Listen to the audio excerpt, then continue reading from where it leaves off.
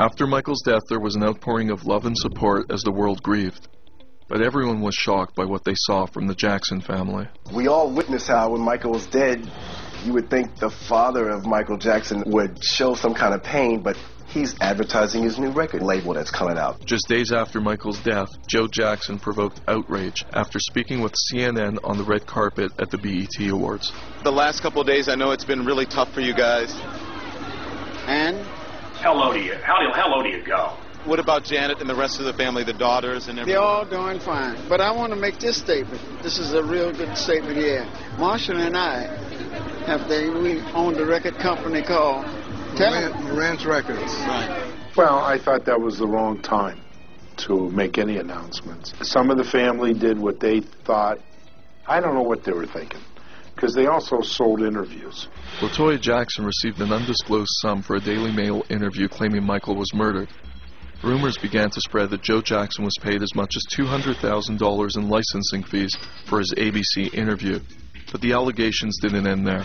When I found out about Joe Jackson, he would come to Michael's funeral, but only if he got paid by the city of Gary, a broke city. Yeah, I don't think that's love. I don't think he loved Michael. I think just from what we know Michael said about Joe Jackson, we know he was always looking to profit off the family. The fact that he's starting a Jackson record label isn't really surprising to anyone who's been following the saga of the Jackson family. The family situation of Michael Jackson is a real recipe for disaster. His family may have loved him and adored him. They also used him in different ways. During my investigation, I talked to a music industry executive who had witnessed firsthand Joe Jackson's stake in his son's career. It was the early 90s, and Michael was about to release a new single with Eddie Murphy. 6 weeks before the album comes out, we get a call from Joe Jackson. Joe Jackson said, well, if you want this deal to happen, you have to give me a 20% publishing cut at my own publishing company. But it was a side deal that I don't think Michael even knew about. Even after Michael's death, Joe Jackson continued to lay claim to Michael's money. After Michael left nothing to Joe, Joe sued the estate for parental support to the tune of $15,000 a month. His claim was denied, and he is now in the process of filing a wrongful death suit against Conrad Murray. Michael has been made a victim in cruel, obvious attempt to take advantage of his fame and success. It's not that they didn't love him or support him, they just wanted a piece of him. And he didn't have that support from his own father. I gotta say that with all the commotion and criticism about Joe Jackson, he was a dang good father. He was always right there for Michael, no question about it. During the trial, he would come to the courthouse, and I think that Michael loved him to the core. Early on in Michael Jackson's life, if you take a look at the trajectory of his life, he was a child star.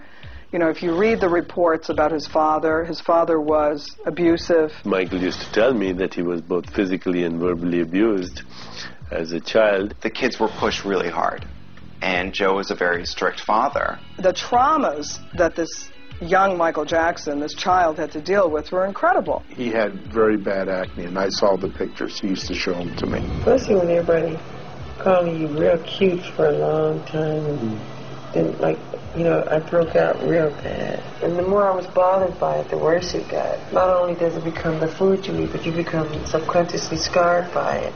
Michael talked in very colorful detail how Joe would tease him and take a fork to his zits when he had bad skin. And he also told me that his father, had talked about his nose a few times, so he wanted to reshape his nose when he was able to do it. We're taught at a very young age that we're ugly and that people have to accept us. If we change ourselves to look more like them, then it's going to stick. You take somebody with that tremendous sensitivity and you traumatize them over and over again. It's no wonder that he ended up with body dysmorphia, basically mutilating himself with plastic surgery. But it's like anything else. Once you do one thing, then you start to notice something else. He always wanted to be slender. He thought he was overweight. He was handsome. Women adored him. They fell at his feet. So I don't understand why, as a proud black man, he would want to change his image. In my view, Michael Jackson had an identity crisis. He did not know who he was and was not happy with who he was. I'm a black American, and I'm proud of it, and I'm honored of it. The bleach skin rumor, which is a rumor. I don't bleach my skin. They once said I wanted a white kid to play me as a child, which was a rumor. He was growing up. He grew up in front of our eyes. He wanted to be something different. He would, of course, have all those plastic surgeries to change his nose and cheeks and face and lips and hair, and also his skin color. I think Michael Jackson would do anything to improve his looks in his eyes. Over the years, Michael's changing appearance drew many jokes, wild rumors, and a growing number of doctors who refused to confirm the extent of Michael's surgeries. When you're a star of that magnitude, you're going to find somebody that's going to do exactly what you want, because nobody will say no to you. People over the years have taken pictures, and you look at it, it's like, what has happened to his nose? I definitely believe that if he was raised a different way, he would still be here. Somebody with those sorts of deep mental problems and emotional problems needed help. He needed help. There is no question that a psychologist should have been seeing Michael Jackson every time he requested a plastic surgery and asked the questions. What is it that you're looking to do? Why are you not enough to yourself? You are okay as you are. In the end, there is no one face by which we remember Michael Jackson.